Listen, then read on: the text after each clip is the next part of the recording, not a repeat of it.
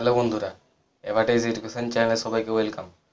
তো আগের ভিডিওতে আমি WBH বইটার ম্যাথমেটিক্স সেকশানের সেট 1-এর MCQ আর VSQ এর সলভিং ভিডিও এনেছিলাম, কিন্তু এই ভিডিওতে তার যে পরের পার্টটা মানে VSQ এর পরে যে SAQ পার্টটা সলভ করব। তো আশা করছি তোমরা পুরোপুরি দেখবে ভিডিওটা। আর এই ভিডিও তো আগের ভিডিওর মতোই মানে সলভিংয়ের পিডিএফটা দিয়ে দেবো। আর আগের ভিডিওতে তো সেট 1-এর পিডিএফটা আমি দিয়ে দিয়েছি, সুতরাং এই ভিডিওতে দেবো না পিডিএফটা। তো শুরু করা যাক। তো তারপরে এসে চলে এসেছি 2 নম্বরের অঙ্কগুলো। তারপর বলেছে বার্ষিক 5% সরল সুদের হারে কত টাকার মাসিক সুদ 1 টাকা নির্ণয় করো। তো এখানে ধরে নিচ্ছি যে আসল যেটা বলেছে মানে কত টাকা, আসল ইজুয়াল টু পি টাকা ধরে নিচ্ছি। তো এখানে মাসিক সুদ বলেছে, তো আই ইজুয়াল টু PRT/100 ফর্মুলাটা অ্যাপ্লাই করলে দেখা যাবে যেখানে পি ইজুয়াল টু পি লিখে দিচ্ছি, আর আর ইজুয়াল টু হচ্ছে 5, আর টি মাসিক সুদ বলেছে, তার মানে টি ইজুয়াল টু হচ্ছে 1/12, 1/12, কারণ এক মাস হচ্ছে 12 ভাগের একবার, এক বছরে, তার মানে 1/12 ডাইরেক্ট লিখে দিলাম 100 × 12। আর এখানে আই বলেছে 1 টাকা। এবার এটা প্রসেসিং করি। পি ইজুয়াল টু 12 × 20 হচ্ছে, এটাকে গুণ করলে দেখাবে যে পি ইজুয়াল টু 240 হচ্ছে, 12 × 24 240 হচ্ছে। তো তো পি টাকার মাসিক সুদ 1 টাকা হবে, অ্যান্সার লিখে দিলাম। তো তারপরে বলেছে A/B/C/D ইজুয়াল টু 1/2 1/3 1/4 1/5। তাহলে এখানে তো তারপরে এখানে কী করবো যে এখানে 2 3 4 5 একসাথে দিয়ে দিয়েছে। তার আগে সবচেয়ে প্রথমে এই চারটের যে মানে ওপরের যে পার্টটা মানে ভগ্নাংশের পার্টটা এক করার জন্য আমি কী করব, এখানে লসাগু করে নেবো। তো এটা লসাগু কী হচ্ছে দেখা যাক। তো এটা লসাগু হচ্ছে 60, তার মানে এটাকে 60 দিয়ে 4 থেকে ভাগ করবো, তাই এখানে 30 হচ্ছে, তারপরে এখানে 20 হচ্ছে। তো ফাইনালি এরকম একটা অনুপাত আসছে। এবার কি বলেছে যে A+B/C+D বার করতে। এবারে ধরে নিচ্ছি যে সে এটা যদি, তো এটা যেহেতু অনুপাত, তাই এখান দিয়ে আমি সাধারণ উৎপাদক হিসাবে পি লিখতেই পারি আমি। তো এটা ধরে নিচ্ছি A = 30P, এগুলো ধরে নিচ্ছি 20P পরস্পর অনুপাত অনুযায়ী। এবারে কি করব, এবারে ডাইরেক্ট কিছু করার নেই, এবারে সোজা একদম A+B/C+D করে দেবো। তো যোগ করলে দেখাবে যে এরকম আসছে 15P/27P। তো এইটা পিপি কেটে দিলে হচ্ছে 50/27, এটা অ্যান্সার হবে, এটাকে আর কাটাকুটি করা যাবে না। A+B/C+D = 50/27 হবে।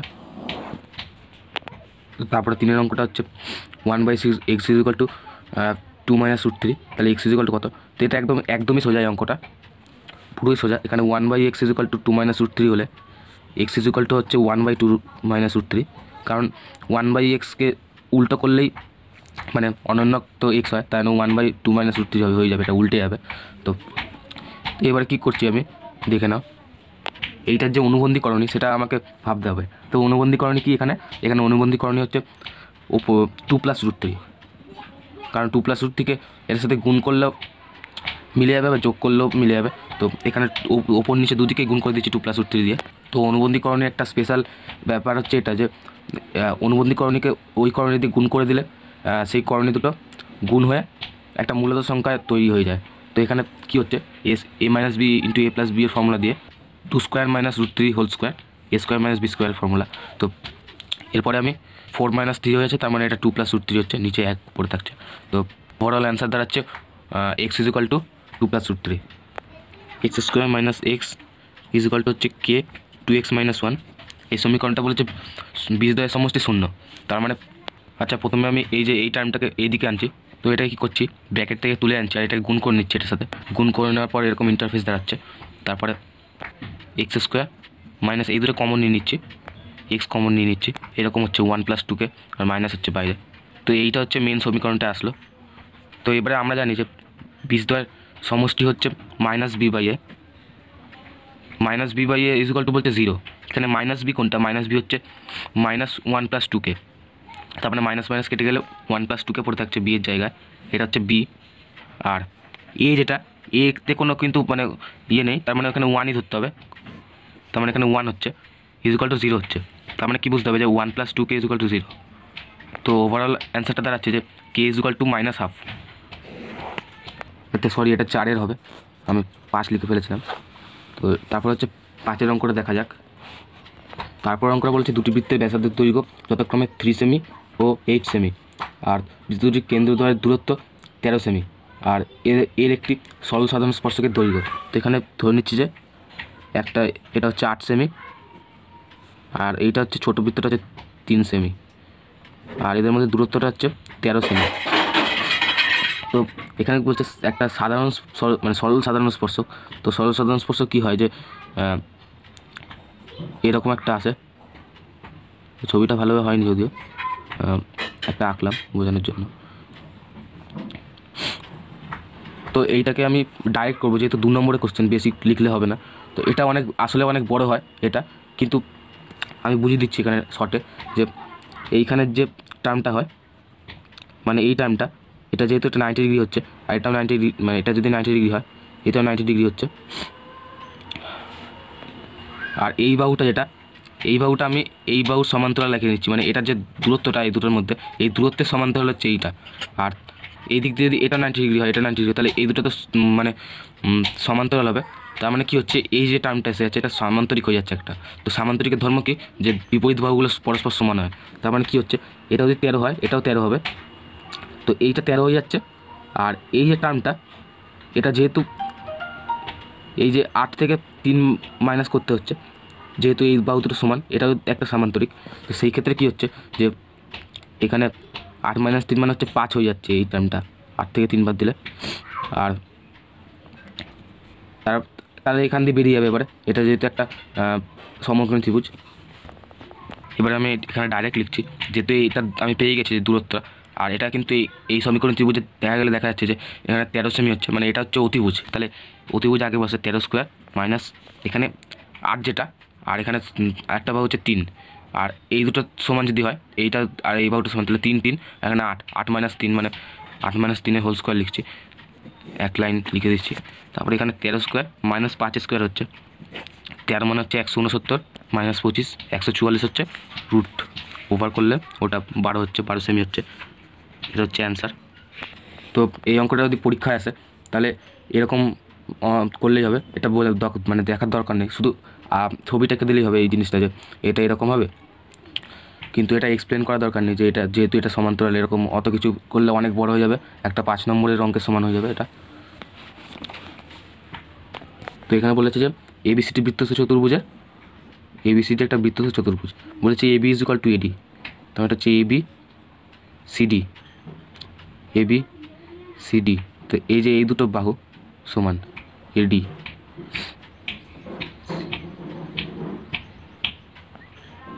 এরকম একটা চতুর্ভুজ তৈরি হবে। এখানে বলে দিচ্ছে এবিডি যে কোনটা, সেটা 30 ডিগ্রি, আর এখানে এই কোনটা বার করতে হবে, বিসিডি ইজ ইকুয়াল টু কত। তো এখানে যেহেতু বলে দিচ্ছি এবি ইজ ইকুয়াল টু এডি, তাহলে এর যে বিপরীত কোণগুলো সমান হবে, তার মানে এই কোণটাও 30 ডিগ্রি হবে। আমি লিখে দিয়েছি যেহেতু এবি ইজ ইকুয়াল টু এডি, তাহলে এটা ইজ ইকুয়াল টু 30 ডিগ্রি হবে। তারপরে যে স্টেপটা সেটা খুবই ইজি। তো এটা যদি 30 ডিগ্রি হয়ে যায়, তাহলে এটা 180 ডিগ্রি টোটাল হবে। তাহলে এই কোণটা এখান দিয়ে বেরিয়ে যাবে, এরকম আসছে 180 ডিগ্রি আসছে। এবারে এই দুটোর মানে 30 ডিগ্রি, তার মানে এটা 60 ডিগ্রি হয়ে যাচ্ছে। তাহলে এদিকে যদি 60 ডিগ্রি যায়, 180 ডিগ্রি মাইনাস 60 ডিগ্রি, তাহলে এটা BAD is equal two 120 degree হয়ে যাচ্ছে। তো এখানে বোঝা যাচ্ছে যে বিএডির বিপরীত কোণ হচ্ছে বিসিডি, বৃত্তস্থ চতুর্ভুজে। তার মানে কি এই দুটো কোণ পরস্পর সম্পূরক, তো 180 ডিগ্রি হবে এটা। তো এটা BAD plus BCD is equal two 180 degree লিখতে পারি, যেহেতু এটা বৃত্তস্থ চতুর্ভুজের বিপরীত কোণ। তো এইবারে আমি কী করবো, যে এখানে আমি বিএডির মান অলরেডি আমি বেরিয়ে গেছে 120 ডিগ্রি, তাহলে 180 ডিগ্রি মাইনাস 120 ডিগ্রি, তাহলে কিন্তু BCD is equal two 60 degree বেরিয়ে গেল। এখানে বলেছে যে ও কেন্দ্রীয় বৃত্ত থেকে 26 সেমি দূরে এ বিন্দু, মানে অবস্থিত এ বিন্দু থেকে অঙ্কিত বৃত্তের স্পর্শকের দৈর্ঘ্য 10 সেমি হলে, এটা যদি এ হয় অঙ্কিত স্পর্শকের দৈর্ঘ্য, এটা বৃত্তটির ব্যাস কত হবে, তার মানে এটা বার করতে হবে। ধরে নিচ্ছি যে এটা বি, এখানে আমি এটা লিখে দিচ্ছি এবি হলো একটি স্পর্শক, A B is equal to 90 degree হবে। আমি ব্যাকেটে লিখে দিচ্ছি স্পর্শবিন্দুগামী ব্যাসার্ধ ও স্পর্শক পরস্পর লম্ব হয় যেহেতু, তাই জন্য এটা 90 ডিগ্রি হচ্ছে। তো এখানে যেহেতু 90 ডিগ্রি হচ্ছে, তাহলে এটা বলতে পারি যে এটা সমকোণী ত্রিভুজ। তার মানে তাহলে এখানে লিখে দিচ্ছি অতএব ত্রিভুজ এ ও বিতে এবার পিথাগোরাসের উপপাদ্য লাগিয়ে দিই। এখানে O A square is equal to O B square plus A B square এরকম হচ্ছে। তো এবারে ও এ স্কোয়ার যেটা O A is equal to বলে দিয়েছে 26 স্কোয়ার, আর আর স্পর্শক এ বি এর দৈর্ঘ্য এখানে বলে দিয়েছে 10 সেমি, 10 স্কোয়ার। তো একটা স্টেপ আমি জাম্প করেছি। এবারে এখানে 26 স্কোয়ার হচ্ছে 676 আর 100 এখানে বাদ দিলে এখানে যে 576 হয়ে যাচ্ছে। আর তারপরে এখান দিয়ে এটা ইজুকাল টু হয়। তো এখানে আমি লিখেছিলাম যে ওবি ইজুকাল টু হচ্ছে ব্যাসার্ধ বৃত্তটার, তার মানে বৃত্তটা ব্যাসার্ধ যদি ওবি হয় বৃত্তটির ব্যাস হবে 2 × 24 মানে 48 সেমি। তো তারপরে যে অঙ্কটা সেটা বলেছে যে 400 টাকা 2 বছরের সময় চক্রবৃদ্ধি 441 টাকা হলে বার্ষিক শতকরা চক্রবৃদ্ধি সুদের হার কত। তো আমি তাহলে এখানে ধরে নিলাম বার্ষিক চক্রবৃদ্ধি সুদের হার 8%। এবারে আর কিছু না, শুধু একদম ডাইরেক্ট শর্ততে চলে যাচ্ছি, লিখে দিচ্ছি অতএব শর্তানুসারে। বা তোমরা আর একটা স্টেপ করতে পারো যে এখানে লিখে দিতে পারো যে এটা আসল এত, তারপরে চক্রবৃদ্ধি সুদ এত, তারপরে মানে সময় এত, এগুলো সব লিখে দিতে পারো। বা আমি ওটা করলাম না, একবার ডাইরেক্ট লিখলেও কোনো প্রবলেম নেই, শর্তানুসারে লিখে দিলাম ডাইরেক্ট পি। তো আমি তাও বোঝার জন্য ব্যাকটা লিখে দিচ্ছি, সূত্রটা হচ্ছে এরকম পি × 1 + r/100 n। এটা হচ্ছে চক্রবৃদ্ধি সমল চক্রবৃদ্ধির ফর্মুলা এটা। তো এই ফর্মুলাটা এখানে খাটবে। তো এটা এখানে যে পিটা এখানে বলেছে 400 টাকা, তারপরে 1 + r বার করতে হবে, এখানে 100, আর এখানে 2 বছর বলে দিয়েছে, এখানে 2 ইজুকাল টু বলেছে যে সমল চক্রবৃদ্ধিটা মানে এই যে টোটাল যে বেরোবে সুদ আসলে সেটা হচ্ছে 441 টাকা, তার মানে এখানে 41 টাকা সুদ। তো যাই হোক, তো এবারে প্রথমে আমি কী করছি যে এই যে টার্মটাকে এই 400 যে পার্টটাকে এটা তো গুণাকারে আছে এর সাথে, তো এটাকে এইদিকে নিয়ে যাচ্ছি 441/400 করে দিচ্ছি। তো এবারে একটা জিনিস লক্ষ্য করে দেখো, এখানে যে 441 আছে আর 400 আছে এগুলো দুটোরই কিন্তু বর্গমূল হয়। তার মানে এই 441 সেটা হচ্ছে 21 বর্গ, আর 20 বর্গ হচ্ছে 400। তো আমি কি করলাম ডাইরেক্ট এই 441টাকে 21 আর এখানে 420 তার হোল স্কোয়ার করে দিলাম পুরোটা। তো এইটার মানে এটাই বোঝায়। তারপরে কি করলাম যে এই দুটো বর্গ তুলে নিলাম, দুটোই তো বর্গ আছে, তো দুদিকেই বর্গমূল করে দিলে এই পার্টটা চলে আসবে,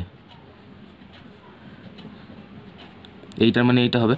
তো তারপরের পার্টে কি করছি, তো এবারে একদমই সোজা, কোনো ব্যাপার না, এখানে 100 করে দিলাম, আর এবারে এটা লসাও করে দিয়ে যোগ করে দিলাম, আর নিচের মানে নিচের যে অংশটা হরটা সেটা কাটা যায়, এখানে কেটে দিলাম। এবার কি করছি, এটা 5 × 125 মানে 105 হয়ে যাচ্ছে। তো এখানে 100 + r = হচ্ছে 105। তাহলে এখান দিয়ে এটা বিয়োগ করে দিলে এখানে r = 5 বেরিয়ে গেল অ্যান্সার। তো তারপরে 9 অঙ্কটা দেখা যায়। এখানে কি বলেছে যে একটা বৃত্ত, সেই বৃত্তটার পি ও কিউ বিন্দুতে অঙ্কিত স্পর্শক, তো এটা পি ধরে নিচ্ছে, এটা কিউ। এবার কি বলেছে যে পি বিন্দুতে অঙ্কিত স্পর্শক আর কিউ বিন্দুতে অঙ্কিত স্পর্শক এই বিন্দু ছেদ করেছে। তো এরকম একটা এঁকে নিচ্ছি মোটামুটি, এটা হলো। তো এবার কি বলেছে যে পি এ কিউ = হচ্ছে 60 ডিগ্রি, আর এপি কিউ এর মান বার করতে বলেছে, এপি কিউ। তো এটা কি করছি, আমি প্রথমে একটা কেন্দ্র করে নিচ্ছি, মানে ও কেন্দ্র এখানে টেনে নিচ্ছি, আর এই দুদিকে যোগ করে নিচ্ছি একটা ব্যাসার্ধ, মানে দুটো ব্যাসার্ধ এঁকে নিচ্ছি এখানে। তো এখানে লিখে দিতে হবে। তো এখানে দেখো একটা জিনিস লক্ষ্য করার বিষয় যে এখানে যে একটা উপপাদ্য আছে যে বহিস্থ কোনো বিন্দু থেকে অঙ্কিত বৃত্তের উপর দুটি স্পর্শক পরস্পর সমান হয়, সেই উপপাদ্যটা এখানে খাটবে। তো এখানে দেখো যে এপি আর এ কিউ তাহলে সমান হবে, যেহেতু এটা এ থেকে পি আর কিউ এর উপর বহিস্থ বিন্দু মানে বহিস্থ স্পর্শক আঁকা হয়েছে। তো তার মানে এখানে এপি = এ কিউ হচ্ছে। তো আচ্ছা, তো এটা ডাইরেক্টলি হয়ে যাবে তার মানে। তো এখান দিয়ে যেহেতু এই ত্রিভুজের দুটো বাহু সমান, তাহলে বিপরীত কোণগুলো সমান হবে, তো তাহলে এই ক্ষেত্রেও এটাই হবে। তো তার মানে এখান দিয়ে বলতে পারি যে এপি কিউ = এ কিউ পি, অতএব এপি কিউ হচ্ছে 180 ডিগ্রি মাইনাস 60°/2, তার মানে 120°/2 = 60° হচ্ছে। অতএব এপিকিউ এর অ্যান্সার হবে 60°। তো তারপরে যে 10 অঙ্কটা সেটা বলেছে একটি সমকোণী চৌপলের সমগ্র তলের ক্ষেত্রফল 192 বর্গ সেমি, ঘনফল 144 ঘন সেমি এবং কর্ণের দৈর্ঘ্য 13 সেমি। চৌপলের মাত্রাগুলি নির্ণয় করো। তো আমি প্রথমে ধরে নিলাম যে সমকোণী চৌপলের দৈর্ঘ্য, প্রস্থ, উচ্চতা যথাক্রমে এ, বি ও সি। তো এখানে মাত্রা বলতে যেগুলো বলেছে সেগুলো হলো এই মানে যে আয়তঘন, এই আয়তঘনের দৈর্ঘ্য, প্রস্থ আর উচ্চতাকেই মাত্রা বলেছে। তো তারপরে এখানে কি করছি যে এই যে এ, বি আর সি লিখলাম, সেখানে সমগ্র তলের ক্ষেত্রফল প্রথমে বলেছে 192 বর্গ সেমি। তো এটা আমরা জানি যে সমকোণী চৌপলের সমগ্র তলের ক্ষেত্রফল হবে 2 × AB + BC + CA বর্গ সেমি। তো এটা আমরা একটা সূত্র আছে এরকম। তো তাহলে আমরা লিখতে পারি যে এই যে টার্মটা, এই টার্মটার সমান হচ্ছে 192, কারণ এখানে বলে দিয়েছি যে সমগ্র তলের ক্ষেত্রফল হচ্ছে 192 বর্গ সেমি। তো এখানে সমকোণী চৌপলের আয়তন হচ্ছে ABC, এটা একটা দৈর্ঘ্য ইন্টু প্রস্থ ইন্টু উচ্চতা যেহেতু হয় তার মানে ABC হচ্ছে। তো সিম্পলি লিখবো যে এই টার্মটা মানে ABC = হচ্ছে 144। তো কী করবো, এই টার্মটা ABC = 144 হবে। তো তারপরে আমি লিখছি সমকোণী চৌপলের কর্ণের দৈর্ঘ্য হচ্ছে √A² + B² + C² সেমি। তো এই টার্মটা এটা। তো এবার কী করছি, এটা তো এই টার্মটা তো আমরা জানি যে এটাতে কর্ণের দৈর্ঘ্য, তাই না, এটা এরকম হচ্ছে। তো এবারে কী করছি, এই যে এইটা মানে এইটা রুটটা তুলে দিচ্ছি, রুটটা তুলে দিলে এইদিকে স্কোয়ার হয়ে যাবে, 169 হয়ে গেল। এটা হচ্ছে 3 নম্বর সমীকরণ করে দিচ্ছি। তো এবারে কী করছি যে এই যে 1 নম্বর সমীকরণটা তার সাথে 3 নম্বর সমীকরণটা আমি যোগ করে দিচ্ছি। এরকম একটা টার্ম আসছে, সেই ফর্মুলাটা হচ্ছে ক্লাস 7-এ ছিল A + B + C এর হোল স্কোয়ার, মানে 3টের একসাথে হোল স্কোয়ার একটা ফর্মুলা ছিল, সেটা হচ্ছে এই ফর্মুলাটা। তো এইটাকে আমরা লিখতে পারি যে A + B + C এর হোল স্কোয়ার। তো এটা 361 হচ্ছে। তো এবার কী করবো, 361 বর্গমূল করে নেব। 361 বর্গমূল কী হবে দেখা যাক।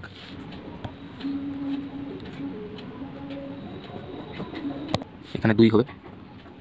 তো এইখানে বর্গমূল করা একটা স্পেশাল জিনিস বলে দিই যে এই যে স্পেশাল ফ্যাক্টর হলো এটা যে এই যে লাস্টের যে সংখ্যাটা সেটার সাথে যে দুটো গুণ করা হবে, মানে 8 × 8 = 64 বা 9 × 9 = 81 বা 7 × 7 = 49, সেই যে লাস্টের সংখ্যাটা 9 হচ্ছে কি, যেমন একটা উদাহরণ দিচ্ছি যে 7-এর ক্ষেত্রে হচ্ছে 9, 7 × 7 = 49 হলে লাস্টের যে নাম্বারটা সেটা হচ্ছে 9।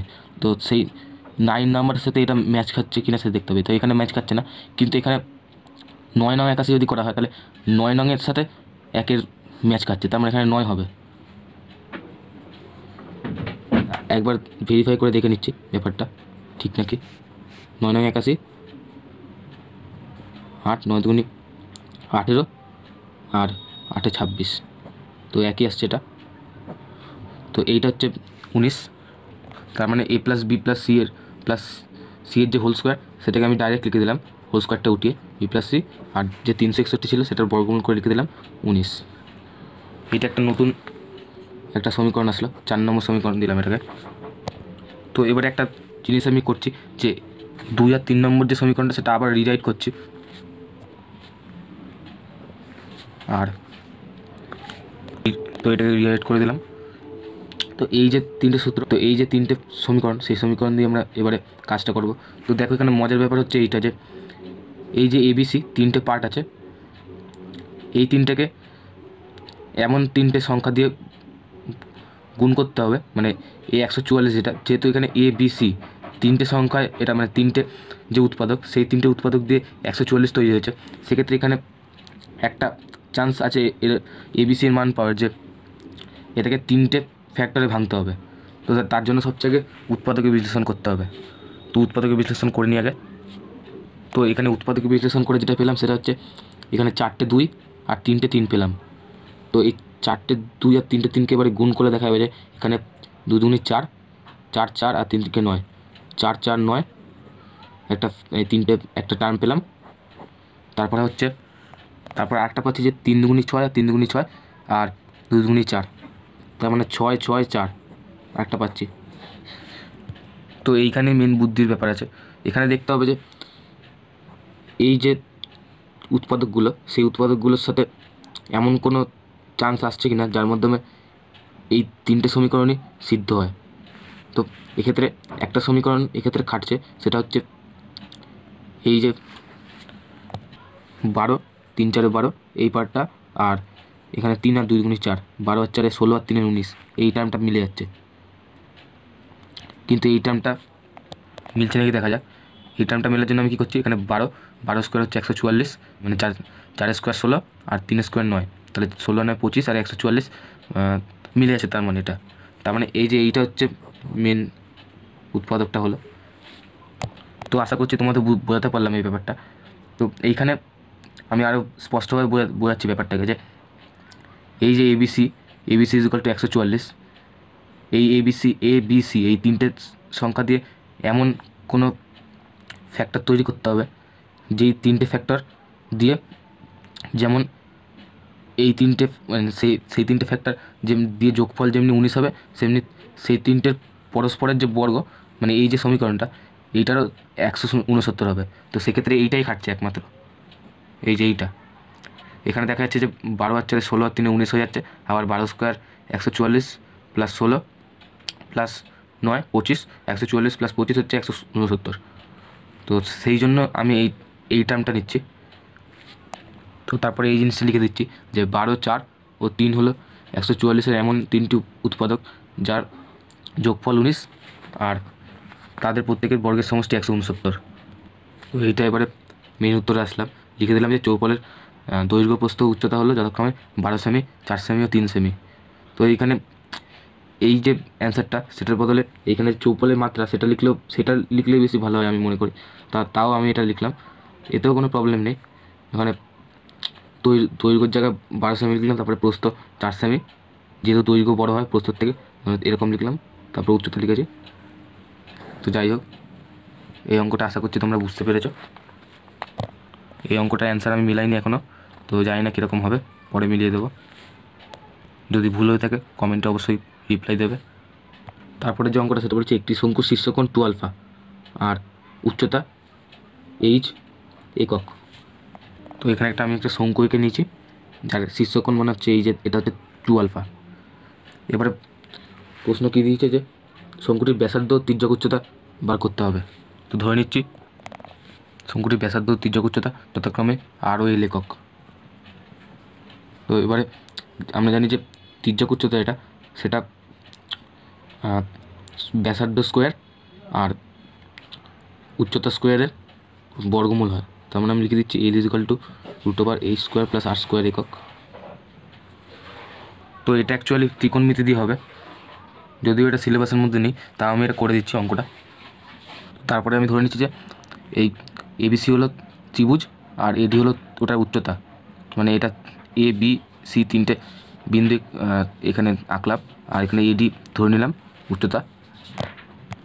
তো এখন আমরা জানি যে এই যে কোণটা 2α হলে, যেহেতু এটা সমদ্বিবাহু ত্রিভুজ একটা শঙ্কুর, তো সেক্ষেত্রে এই দুটো ত্রিভুজ, এর মধ্যে যে দুটো ত্রিভুজ সেগুলো পরস্পর সর্বসম হবে। তাই না, এটাতে 2α হয় পুরোটা, তাহলে বিএডি আর ডিএসি দুটো আলাদা আলাদা করে আলফা হবে। তো এখানে যে কোনো একটা ত্রিভুজ নিলে হবে। তো আমি এখানে এই সমকোণী ত্রিভুজটা নিচ্ছি এডিসি। আচ্ছা, তারপরে যে এডি যে উচ্চতাটা সেটা = h একক হচ্ছে। তো তার মানে যে ডিসিটা যে ব্যাসার্ধটা এখান দিয়ে বেরিয়ে যাবে। তো আমরা এখানে জানি যে tan CAD হচ্ছে CD/AD, মানে লম্ব বাই ভূমি। তাহলে এখান থেকে CD/AD হচ্ছে এখানে tan CAD হচ্ছে tan α, মানে CAD যদি আলফা হয় তাহলে CD যে এটা CD হচ্ছে আর AD হচ্ছে h। তো এটা একদম সিম্পল, এইচটা এদিকে নিয়ে গুণ করে দিলাম, তাহলে ব্যাসার্ধ মানে r h tan α বেরিয়ে গেল, একদম সিম্পলভাবে বেরিয়ে গেল। তো এবারে আর কিছুই না, ব্যাস হয়ে গেল। খালি এবার কী করতে হবে, যে এখানে যা আগে থেকে ধরে নিয়েছি যে L = √h² + r², তাহলে L = √h² লিখে দেবো, আর এখানে যে r² জায়গায় এটা পেয়ে গেছি। তো এখানে h tan α², পুরোটার হোল স্কোয়ার লিখছি। তারপরে হচ্ছে h² tan² α²। Tan square alpha. তো তারপরে এটা লিখে দিয়েছি।